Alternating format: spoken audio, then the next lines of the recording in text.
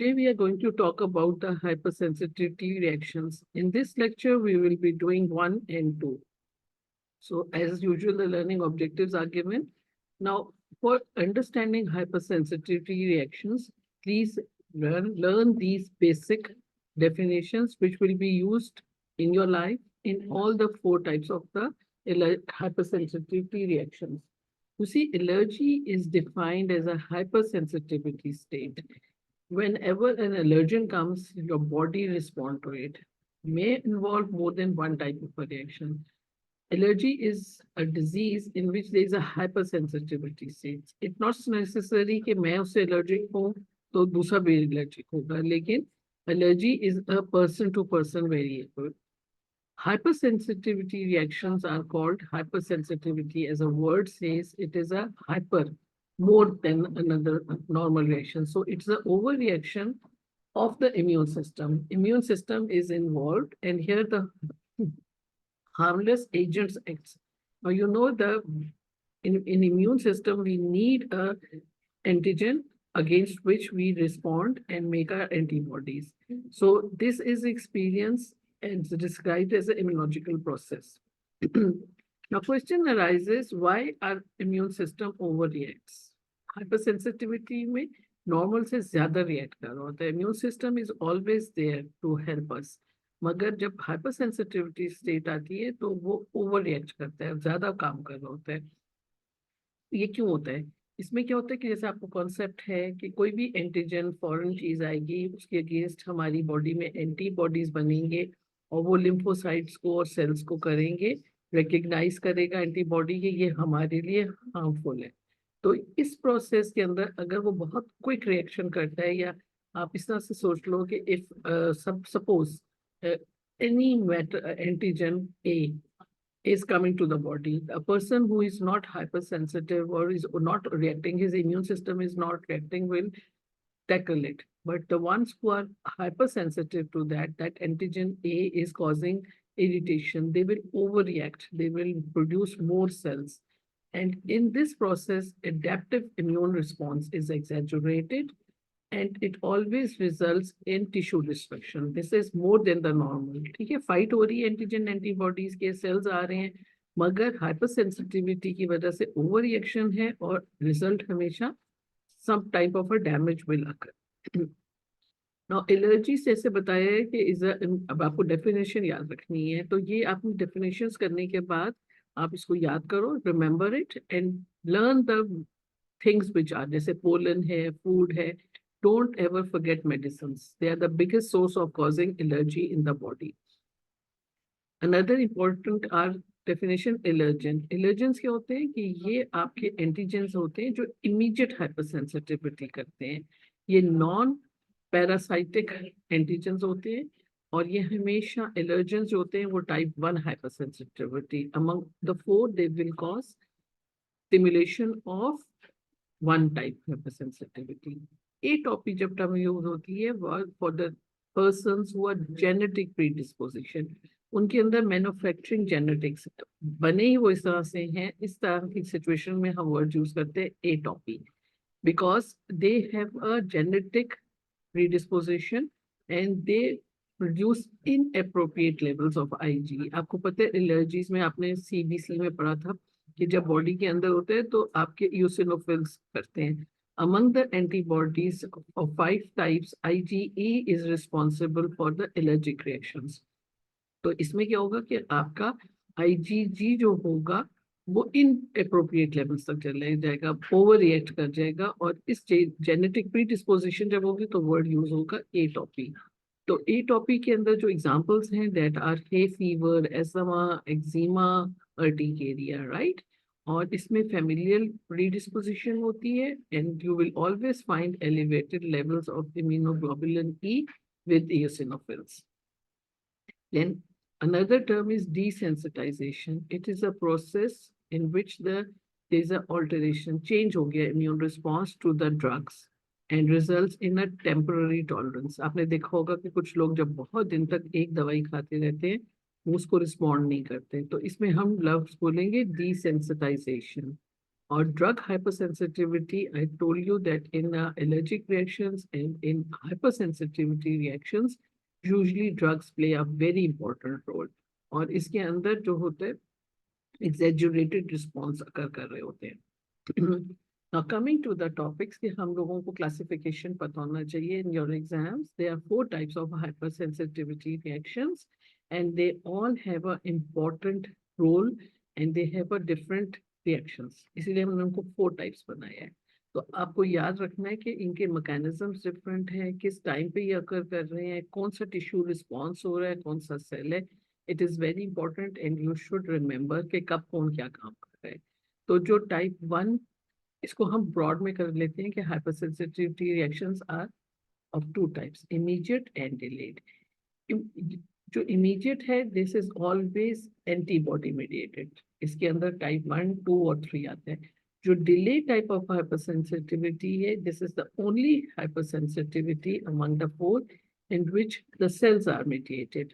और इसका एग्जाम्पल है, इसका नाम है type 4 cell mediated hypersensitivity.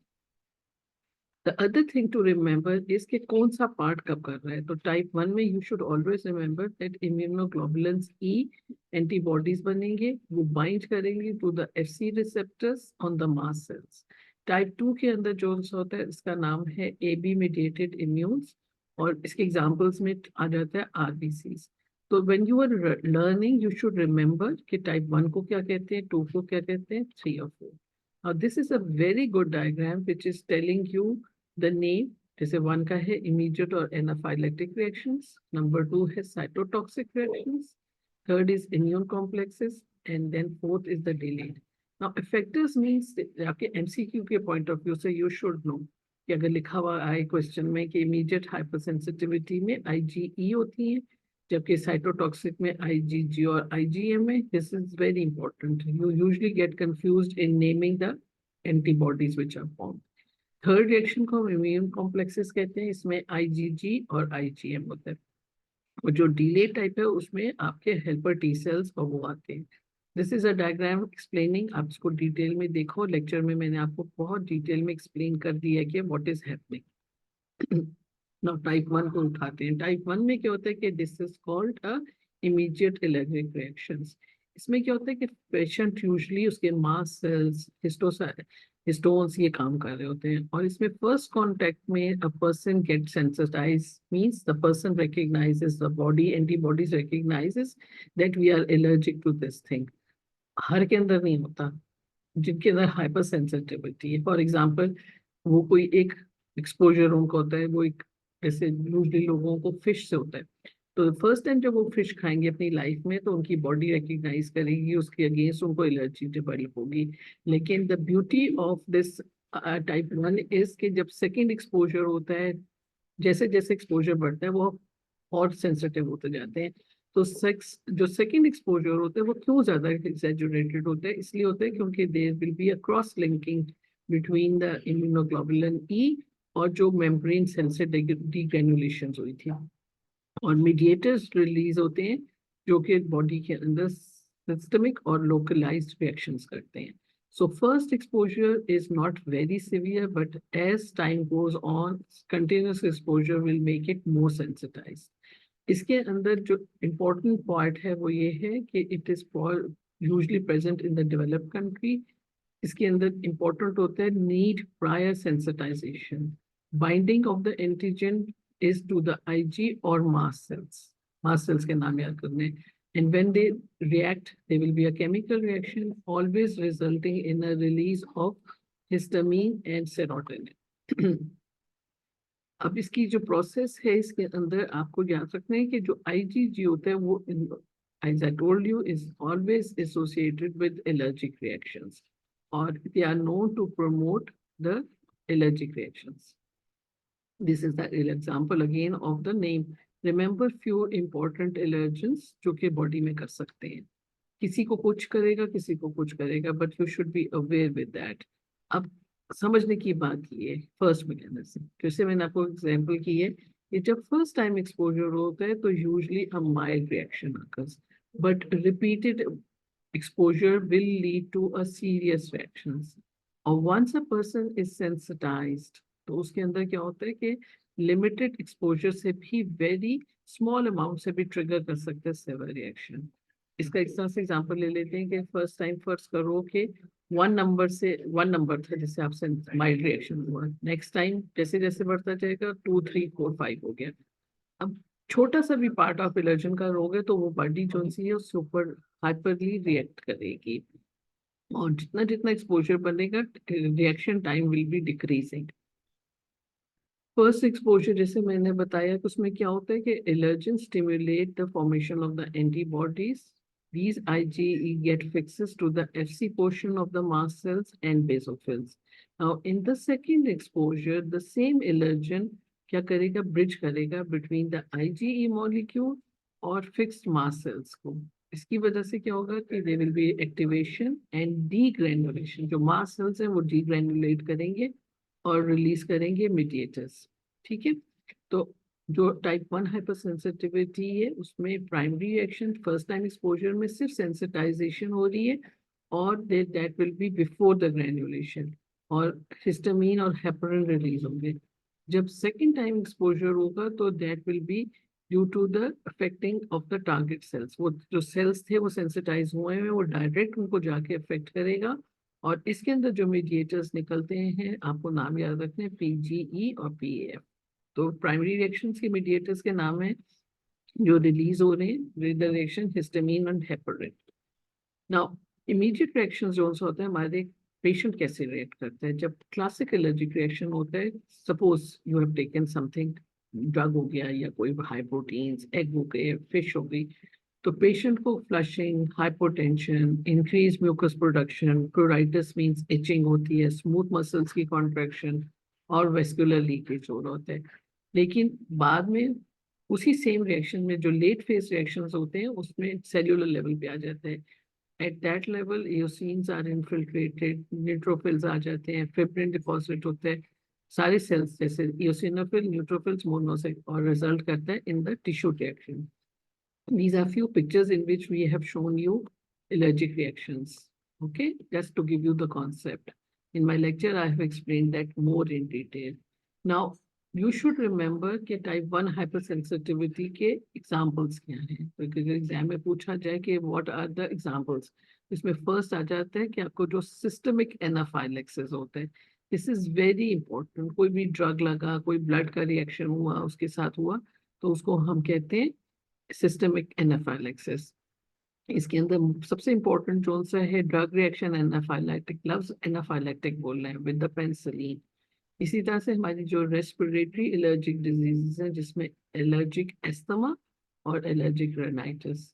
In the GIT tract we have got, अगर हम ऐसे कोई प्रोटीन खा लिए, हाई एग्स खा लिए, तो वो अनडाइजेस्टेड प्रोटीन रहते हैं, they act as a allergen.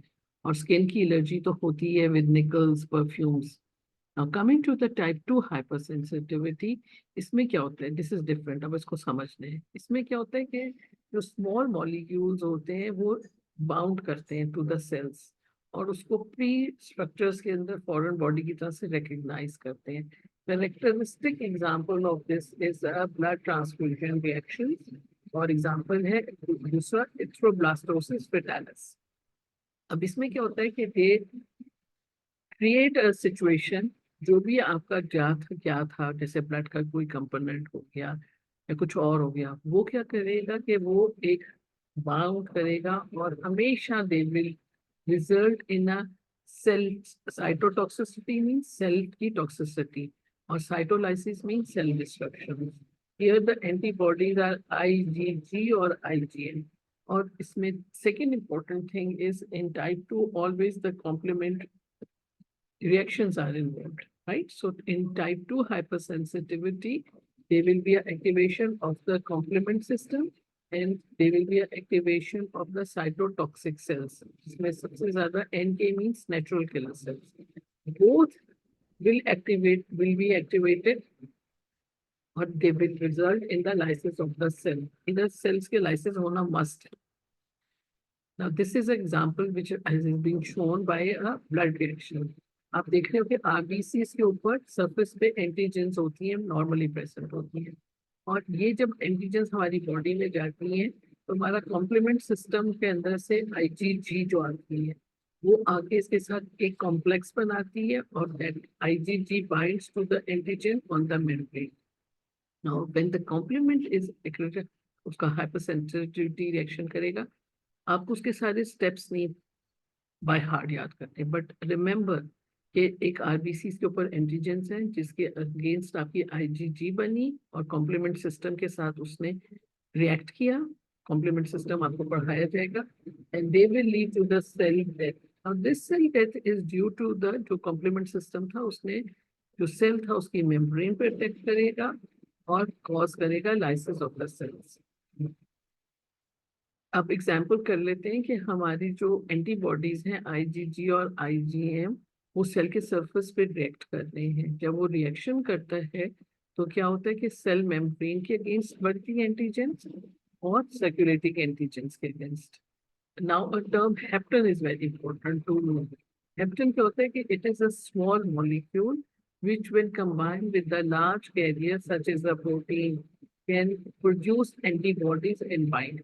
आप ये समझ लो कि हेप्टेन जो है वो बिल्कुल छोटा सा एक मॉलिक्यूल है. वो इंडिविजुअली कोई काम नहीं कर सकता, बॉडी के अंदर कोई प्रॉब्लम नहीं कर सकता, मगर उसके लिए उसको एक कैरियर चाहिए होता है, उसके साथ वो अटैच्ड होता है और उसके अटैचमेंट के बाद उसको बॉडी रिकग्नाइज करती है और एंटीबॉडीज फॉर्मेशन करती है. What is heptane in immunology? Remember the term, इसकी डेफिनेशन आनी चाहिए. तो अब आपको पता होना चाहिए कि what is a heptin. It is a substance that combined with the specific antibody but lacks antigenicity on its own. जब तक वो किसी और स्ट्रॉन्ग प्रोटीन के साथ नहीं लगेगा तब तक वो एंटीजेनिसिटी डेवलप नहीं करता. What is the difference between heptin and antigen? ये आपको पता होना चाहिए. दोनों जो से हैं वो एंटीबॉडी को स्टिमुलेट करते हैं, मगर heptin itself is not antigenic. It needs a carrier protein which can be either exogenous or endogenous. आपकी अपनी बॉडी के अंदर से हो या बाहर से. जबकि एंटीजन क्या है कि it is a substance which can be specifically bound to the antibody of the T cells. Antigen direct होती है, उसके अंदर इतनी कैपेबिलिटी होती है, वो स्ट्रॉन्ग होता है, वो हर्ट कर देता है. नाउ साइटोलाइसिस का मैकेनिज्म पता होना चाहिए. In type 2 reaction always it will be the end of a cell lysis. Cell मरेगा उसके अंदर, ठीक है. अब ये सेल क्यों मरते हैं? क्योंकि जो कॉम्प्लीमेंट होता है that got fixed to the antigen antibody complexes वो बनाते हैं और वो एक्टिवेट कर देते हैं कॉम्प्लीमेंट को. नंबर 2 प्रोसेस जिसके साथ सेल डिस्ट्रक्शन होती है उसमें फिर क्या होता है, there is a phagocytosis which is enhanced by the antibody. आप लोगों ने जब इंफॉर्मेशन पढ़ा है तो आपने उसमें पढ़ा है कि कैसे ऑप्शन आता है, कैसे फैगोसाइटोसिस होते हैं. Same thing will apply here. Now third mechanism will be कि जब फर्स्ट हो गया कि उसने डायरेक्ट कॉम्प्लीमेंट फिक्सेशन के साथ करके एंटीजन एंटीबॉडी किया. सेकंड में क्या होगा कि पूरा इन्फ्लेमेशन का प्रोसेस अकर करेगा, will be forming opsonin and phagocytosis. Third part में क्या होता है कि दिस इज डिफरेंट. इसमें ADCC बनती है, यानी कि एंटीबॉडी डिपेंडेंट सेल्यूलर साइटोटॉक्सिस.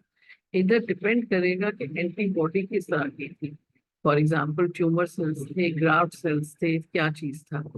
ये जो से हैं इनके अगेंस्ट आपके FC रिसेप्टर्स जो है एंटीबॉडीज, जो एंटीबॉडी का FC पार्ट है वो एक्ट करेगा और ये process is differentiated from the phagocytosis and is independent of complement. जब ADCC काम कर रहे होते हैं तो उसके अंदर फिर फैगोसाइटोसिस नहीं होती जो कि नंबर 2 पार्ट में होती थी. मगर तीनों प्रोसेसेस के अंदर end result is the toxicity, cytotoxicity, cell death. ठीक है. Here in ADCC cells are also different. Natural killer cells जो चलते हैं उसमें सबसे सेकंड पार्ट जो था ना सेल का अटैचमेंट वाला कॉम्प्लीमेंट के साथ, उसमें वो ज्यादा इम्पोर्टेंट करते हैं. But in ADCCs it's a more severe form, so more cells will come like macrophages, neutrophils and eosinophils. और these are the diagrams जिसको आप ध्यान से पढ़ के समझ लें. जो मैंने आपको एक्सप्लेन किया ये उसी को डायग्रामेटिक रिप्रेजेंटेशन हुई है. Now coming to the clinical conditions, आप जब पढ़ रहे हो तो आपको importance जारो की definitions पता होना चाहिए. Which cells are involved in 4 processes. Now clinically how they are interrelated with your clinical findings. तो या आपको एग्जाम में पूछा गिव एग्जांपल्स ऑफ फला टाइप 2 हाइपर सेंसिटिविटी, तो आपने फिर आपको पता होना चाहिए कि आपने उस वक्त कौन सा एग्जाम्पल देना है।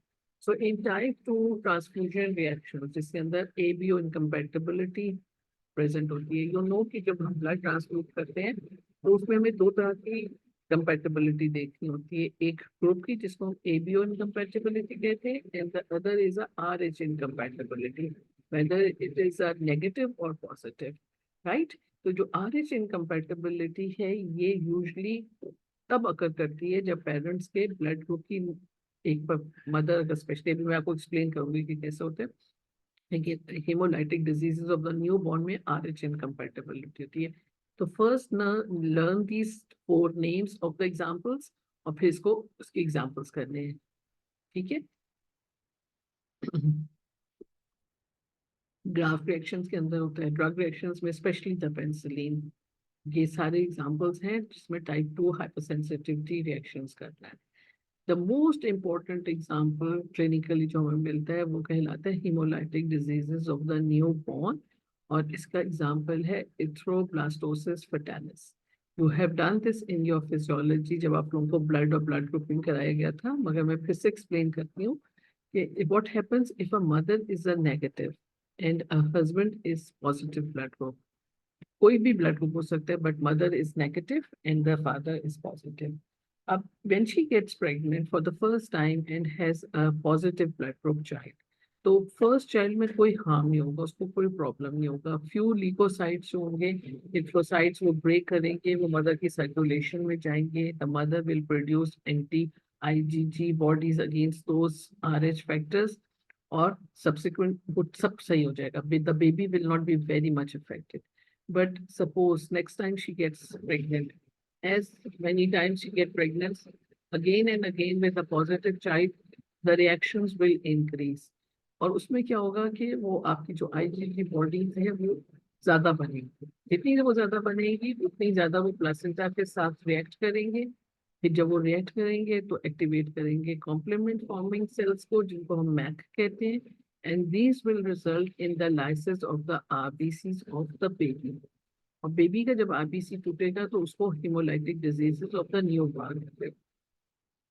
नंबर ऑफ द, ये नंबर 2 एग्जांपल है गुड पेस्टो सिंड्रोम, इसके अंदर ग्लोमेरुलर बेसमेंट मेम्ब्रेन के अगेंस्ट आपकी आईजीजीज बनती है। Third example is the myasthenia gravis. At this stage, you don't have to learn in detail how it is occurring, but you should know कि myasthenia gravis में acetyl choline receptors involve होते हैं और वो cell lysis पे लेके जाते हैं। आपका जब वाइवा होगा या आपका जो at this level you are just suppose to know the names specially से। Third example is the autoimmune thrombocytopenic purpura in which platelets के अंदर प्रॉब्लम आ रही होती है। और these are the pictures of showing, सारे एलर्जिक रिएक्शंस दिखा रहे हैं, ये सारे देखो उसने नेक में पहना हुआ है जिससे इसको रिएक्शन हुआ है, ये टाइप 1 के एग्जांपल्स हैं। हम जो टाइप 1 है उसको डायग्नोज करते हैं आईजीजीए मेडिएटेड एंटीबॉडीज की एलर्जीज के साथ। It can be done by the blood test and the skin test. Skin test में क्या होता है कि it is a very diagnostic test और इसमें हमें पेशेंट की इमीडिएट हाइपर सेंसिटिविटी का रिएक्शन पता चलता है। आप स्किन के अंदर इंट्राडर्मली डालते हो, जैसे एग का पोर्शन, कोई हेयर का, हे फीवर के लिए अगर आप सस्पेक्ट कर रहे हो, and you look at a wheal and flare reaction. Wheal and flare reaction क्या है कि दैट जिस जगह आपने इंजेक्ट किया होता है वहाँ रेडनेस और थोड़ा सा सर्कल सा बन जाता है, उसको आप मेजरमेंट करते हो और आप बताते हो।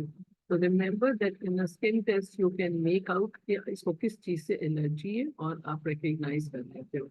ये स्किन टेस्ट है। अब आजकल स्किन के टेस्ट के जो पैचेस के साथ वो एलाइजा और हम रास टेस्ट भी कराते हैं।